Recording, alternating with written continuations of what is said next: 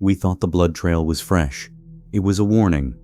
Frost crunched beneath their boots as Jacob Mercer led his two oldest friends up the winding mountain trail. 20 years as a game warden had etched the map of these Appalachian woods into his mind. But even he felt the weight of the wilderness pressing in around them. The October air bit at their faces, the temperature having dropped 15 degrees overnight. How much farther to the site? Marcus Wright adjusted his pack, city-soft hands already reddening in the cold. The Chicago accountant's breath clouded around his face, obscuring eyes that hadn't tracked prey in 5 years. "Another mile," Jacob replied, scanning the ridgeline. "The big 12-pointer I spotted has been moving between these valleys. Smart old buck, knows exactly where hunting zones end." Daniel Hayes moved silently behind them, the former Army Ranger's eyes constantly scanning their surroundings. 3 tours in Afghanistan had honed instincts that never fully quieted, even in familiar territory. Weather reports shifted, Daniel noted, studying his satellite phone before the signal disappeared. "Front moving in faster than predicted. We'll have snow by tomorrow night." Jacob nodded grimly.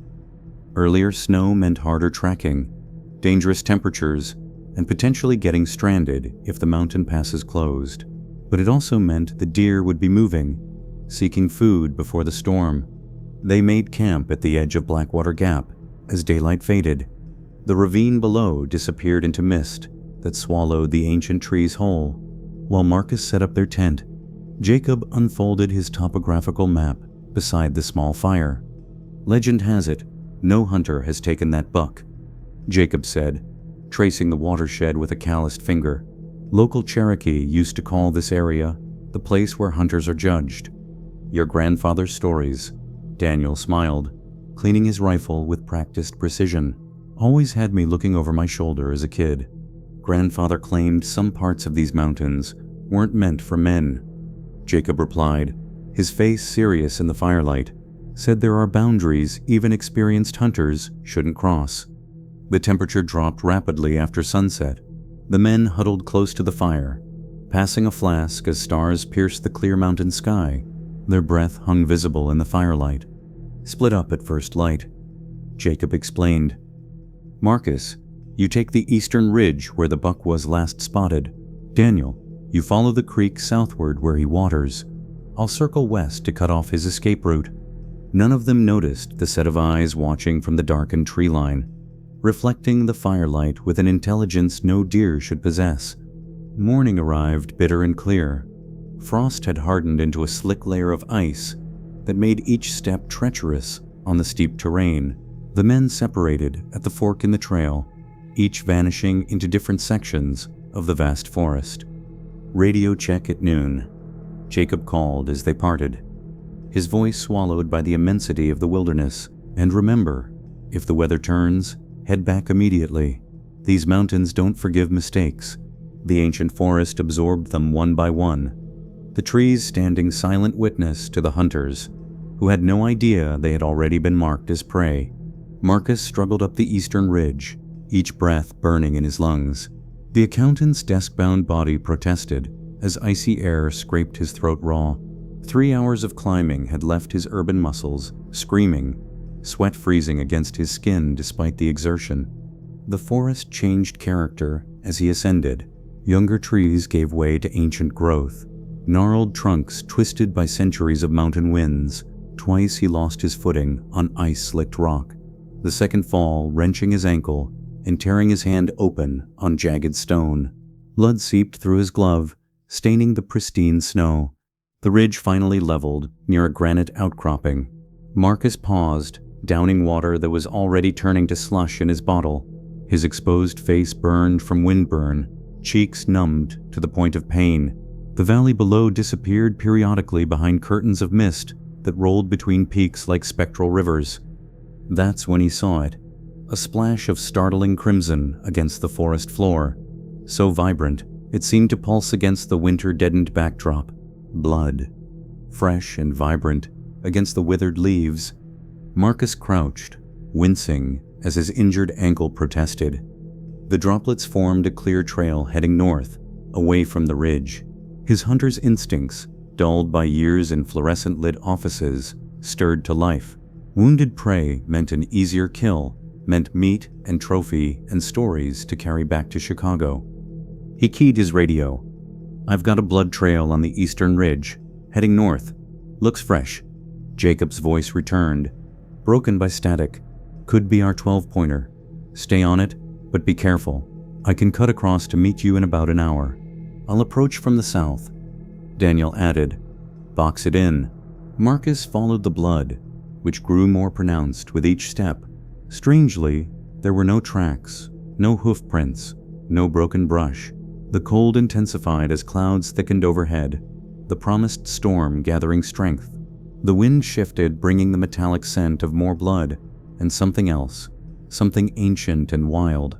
His GPS showed he'd traveled 2 miles north of their planned hunting grounds. The canopy thickened, plunging the forest into premature twilight.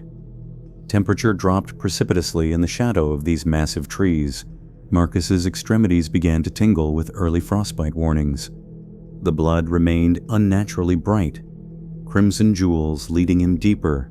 Hours had passed since he'd found the first drops, yet none had dried or darkened as blood normally would. It defied natural law. His radio produced only static now. The battery indicator showed full charge, but something in this ancient section of forest blocked transmission. Marcus was alone, following an impossible blood trail as daylight faded and the first snowflakes began to fall. A branch cracked somewhere behind him. Marcus spun, rifle raised, ankles screaming in protest. Nothing visible moved in the gathering gloom, but the forest had fallen unnaturally silent. No birds, no rustling underbrush, nothing but his own ragged breathing and the soft whisper of snowflakes. The blood trail led onward, disappearing into a stand of trees, so ancient their trunks had grown together like twisted fingers. Marcus hesitated at the threshold of this dark passage, every instinct warning him to turn back. But the hunter's drive urged him forward, one painful step at a time, following the blood that seemed to glow with its own inner light as darkness claimed the forest. Daniel moved through the forest with the economy of motion that had kept him alive through 3 combat tours. The creek he followed had partially frozen, its surface a treacherous mix of ice and rushing water. Twice he'd been forced to wade across, the frigid water soaking through his boots and pants to bite at his skin with numbing teeth.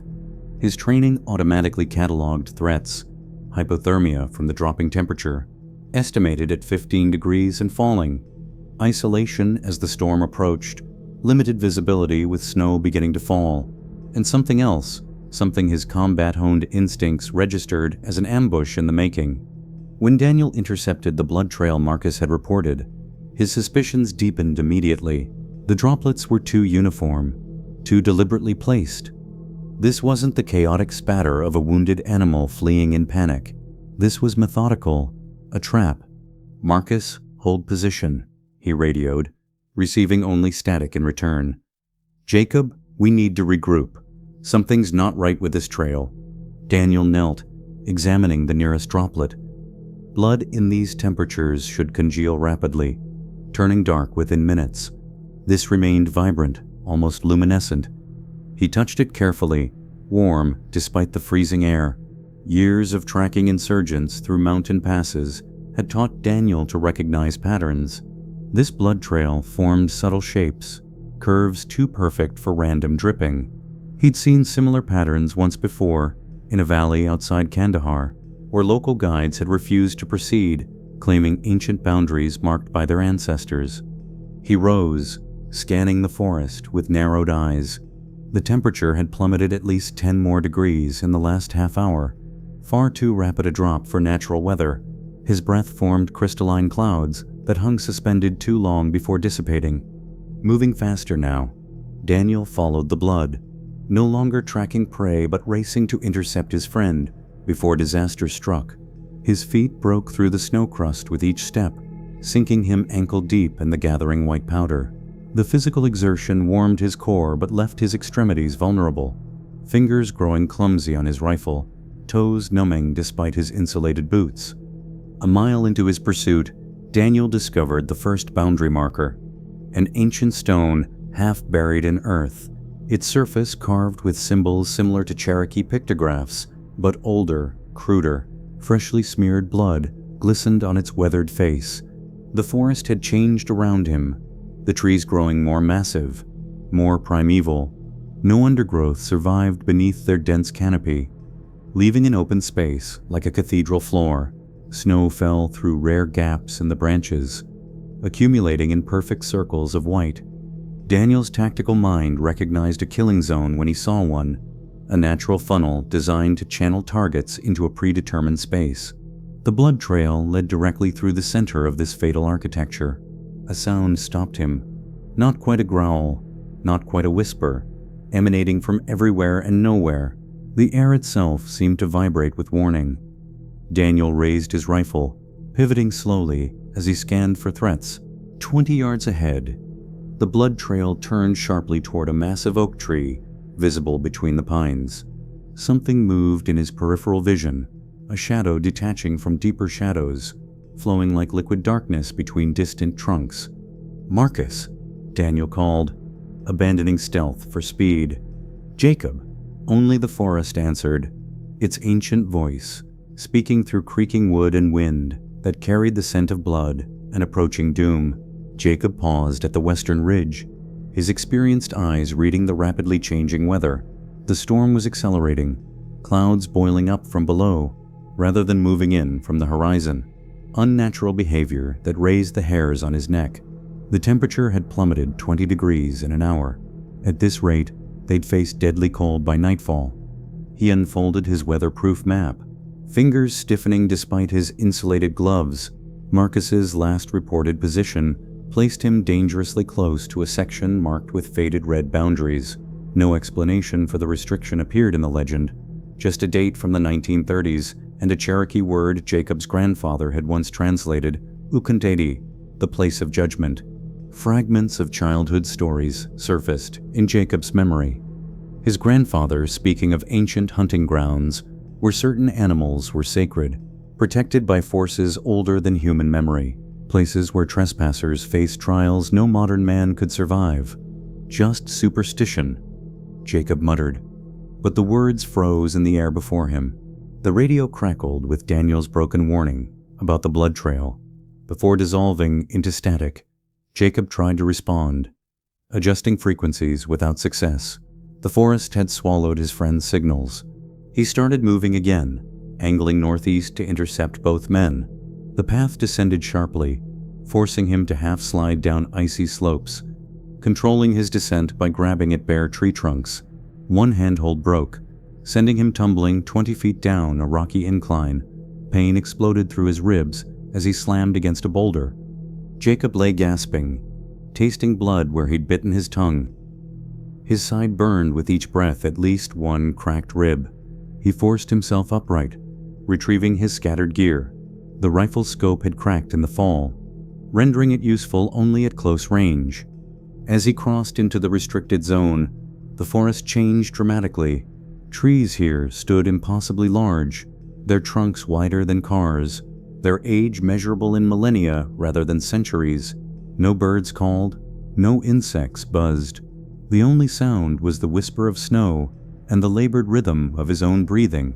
Something moved between distant trees, too large for a deer, its motion too fluid for a bear. Jacob raised his damaged rifle, tracking the shape until it disappeared behind a massive trunk. The game warden pressed forward, each step sending knives of pain through his injured side. Blood from his split lip froze on his chin. The air grew colder still, burning his lungs with each ragged breath. He found the first blood droplets an hour later, impossibly fresh, gleaming like rubies against the gathering snow. Nearby, carved into a massive oak, he discovered symbols he recognized from his grandfather's teachings. Ancient Cherokee warnings about the boundary between the world of men and the spirit realm. The forest fell deathly silent around him.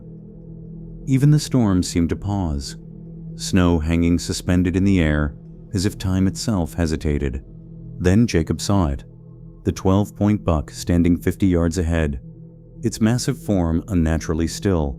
But what froze Jacob's blood wasn't the animal's size or its perfect rack of antlers. It was its eyes, amber, intelligent, and unmistakably aware. Eyes that watched him not as prey watches a predator, but as a judge observes the accused. The buck snorted once, its breath visible in the frigid air, then turned and walked with deliberate slowness toward what appeared to be a clearing in the distance. It paused, looking back as if expecting Jacob to follow. Against every rational instinct, Jacob did. The ancient oak dominated the clearing, its massive trunk wider than 3 men with arms outstretched. Roots twisted across the ground like petrified serpents, some thick as a man's thigh. Snow didn't accumulate beneath its sprawling canopy, as if the earth there remained too warm for frost to form. Marcus arrived first, limping on his injured ankle, face gaunt with cold and exhaustion. The blood trail he'd followed for miles ended abruptly at the oak's gnarled base. He leaned against the trunk, rifle dangling from nerveless fingers. Frostbite had blackened 2 of his fingertips, despite his gloves. His lips had split from cold, frozen blood, crusting his chin. "Hello," he called, voice cracking. The word fell dead in the still air. Minutes later, Daniel emerged from the opposite side of the clearing, moving in a tactical crouch, rifle raised.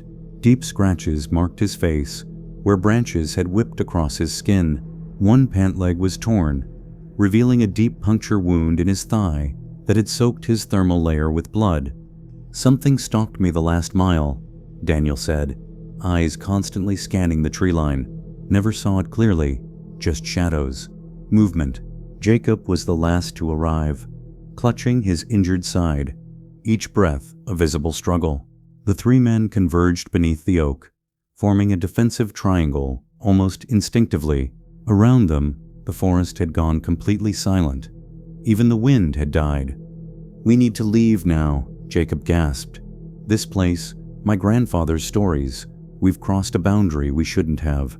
As if triggered by his words, the blood droplets that had led each man to this place began to move, flowing together like mercury across the forest floor, converging into a crimson pool that rippled with unseen energy. "What the hell?" Marcus whispered, raising his rifle. The blood pool began to trace shapes on the ground. Not random patterns, but distinct symbols that spiraled outward from the oak. The ancient tree itself seemed to shift, its bark rippling like disturbed water. "These are warning signs," Jacob said, recognition dawning. "My grandfather showed me these in old tribal records. They mark places where the natural world and the spirit world overlap." The temperature plummeted further, reaching impossible cold. The men's breath crystallized instantly before their faces, falling as diamond dust to the ground. Frostbite spread visibly across exposed skin, blackening ears and noses within minutes. From the surrounding forest came sounds of movement, branches breaking, undergrowth rustling, as if the trees themselves were shifting position, closing ranks around the clearing. The blood was never from wounded prey, Daniel realized, pivoting to cover each new sound. It was a boundary marker, a warning to stay away, or a lure to draw us in, Marcus added, panic edging his voice as his injured ankle gave way, dropping him to one knee. Jacob's hand went to an old bone pendant his grandfather had given him. Cherokee protection magic meant to ward off forest spirits. It burned cold against his chest through layers of clothing. "We've trespassed in Ukatendi," Jacob said, the Cherokee word falling like a death sentence from his lips, the place of judgment. The massive oak creaked, a sound like ancient bones shifting. In the deepening shadows between the trees, eyes appeared. Not just one pair, but dozens surrounding the clearing. Not animal eyes, yet not human either. They reflected an intelligence both ancient and utterly alien. As darkness fell completely, the 3 hunters stood their ground, backs to the oak, weapons ready as the forest closed in around them, and the true hunt began. Night transformed the forest into a realm of shadow and ice. The temperature had fallen beyond what any meteorological phenomenon could explain, reaching a cold so profound it burned like fire against exposed skin. Frost formed on the men's eyelashes, cracking when they blinked. Each breath tore at lungs crystallizing from within. 9 o'clock, Daniel barked. firing at a shape that detached from the darkness. The bullet struck true, but the shadow merely rippled like disturbed water before continuing its advance. More shapes emerged, some walking on 4 legs, others on 2, all moving with the fluid grace of predators that had evolved in this ancient place. Marcus fired next, emptying his rifle at approaching shadows until the trigger clicked on empty chambers. His hands shook too badly to reload, frostbite having claimed most of his fingers. Blood from his cracked skin froze before it could drip from his blackened fingertips. "We need fire," Jacob gasped, fumbling for his emergency kit. His cracked ribs grated with each movement, sending white-hot pain through his torso. Fire might hold them back. The lighter flared briefly, before the fuel froze solid in its chamber. The small flame died without catching their tinder. The 12-point buck appeared at the edge of the clearing, stepping deliberately into a shaft of moonlight. Its massive form stood unnaturally still, steam rising from its nostrils in the frigid air. Behind it came other deer, then wolves, bears, mountain lions, predator and prey moving together in impossible harmony. "They're the guardians," Jacob whispered, his grandfather's story suddenly terribly clear. "This is sacred ground where no human hunting is permitted. We violated the oldest law of these mountains." The animals parted, revealing a figure that was neither beast nor man, but something between antlered like a deer, but walking upright, its body rippling between forms with each step. Ancient Cherokee stories called such beings Yunwi Tsunsdi, the little people who protected sacred places from human trespass. "We didn't know," Marcus pleaded, voice cracking from cold and fear. "We didn't understand the boundary." The antlered figure paused, head tilting as if considering his words.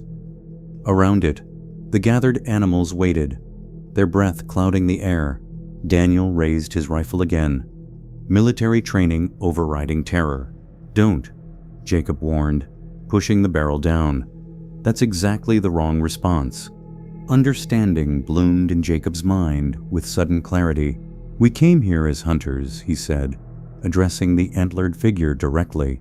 "We claimed the right to take life in these woods." Jacob unloaded his rifle, placing it on the frozen ground. After a moment's hesitation, Daniel did the same. Marcus had already dropped his, fingers too damaged to hold it. "We surrender that right," Jacob continued, drawing on fragments of Cherokee prayers his grandfather had taught him. "We acknowledge this place as yours, not ours. We ask forgiveness for our trespass." The antlered figure approached, towering over them. Up close, its form shifted constantly, sometimes deer, sometimes bear, sometimes human, never settling on a single shape. It reached out with hands that were sometimes paws, sometimes hooves, touching each man's forehead in turn. Cold, unlike anything they had ever experienced, seared through their bodies. The forest around them blurred, reality itself seeming to flex and distort. The last thing Jacob saw before consciousness fled was the 12-point buck, its intelligent eyes watching with what might have been pity as the 3 hunters collapsed into the snow. Search and rescue teams combed Blackwater Gap for 7 days before the storm finally broke. They found the hunters' abandoned campsite covered in 2 feet of snow, their vehicles still parked at the trailhead. Tracking dogs followed scents to the fork in the trail before losing the trail completely, as if the men had simply vanished from the mountain. "Never seen anything like it," the lead ranger told reporters. 3 experienced outdoorsmen don't just disappear without leaving signs. But they had, and the few who understood why remained silent. Forest Service records were quietly updated. The restricted zone boundaries around the ancient oak expanded and marked with new signs warning against trespass. No explanations were offered, just as none had been provided when the original boundaries were established generations earlier. 3 weeks after the search was called off, a hiker reported finding items belonging to the missing men, a bone pendant, a military-grade compass, and a wallet, nearly 30 miles from their last known location. The items lay in a perfect circle at the base of a lightning-struck tree, undamaged despite the intervening storms. More curious were the other discoveries. Game cameras throughout the national forest captured images of 3 unusually large bucks moving together, a biological impossibility given territorial behaviors. The animals appeared in locations hundreds of miles apart on the same day, visible only at dawn and dusk. Rangers who viewed the footage noted the strangely deliberate way the deer seemed to patrol the boundaries of protected areas, as if enforcing invisible lines. Stories spread among local hunters. Some claimed to have glimpsed the legendary 12-point buck standing sentinel near the restricted zone, its knowing eyes reflecting an intelligence no animal should possess. Others reported disorienting experiences, compasses spinning wildly, sudden temperature drops, blood appearing on trees, or rocks leading away from certain areas. The wilderness kept its secrets, as it had for millennia, before humans claimed to tame it with maps and boundaries. The ancient pact remained. Some places belonged to forces older than mankind, forces that occasionally remind humans that they are not always the apex predator. On the 1-year anniversary of the disappearance, Jacob's sister hiked to the spot where their campsite had been found. She carried 3 carved wooden figures, an old Cherokee custom for travelers lost in the spirit world, and placed them at the base of a young oak tree. As she turned to leave, she glimpsed movement at the forest edge. 3 deer watching her with uncanny stillness. The largest, a massive buck with 12 perfect points, dipped its head once before leading the others back into the shadows. That night, she dreamed of her brother and his friends. They moved through endless forests, sometimes as men, sometimes as deer, their forms shifting with each step. They appeared neither happy nor sad, simply transformed, hunters who had learned the ultimate lesson about their place in the natural order. New warning signs now stand at every trailhead leading to Blackwater Gap. They speak of unstable terrain, dangerous wildlife, and unpredictable weather patterns. They advise hikers and hunters to stay on marked paths, though none explain exactly why. The blood trails still appear occasionally, vivid crimson against forest floors. They lead always toward boundaries that should not be crossed, warnings for those wise enough to heed them. For in the deepest places of the American wilderness, the old magic endures. The land remembers what it was before humans arrived, and sometimes it reminds us that we are merely visitors in places where other powers still hold dominion.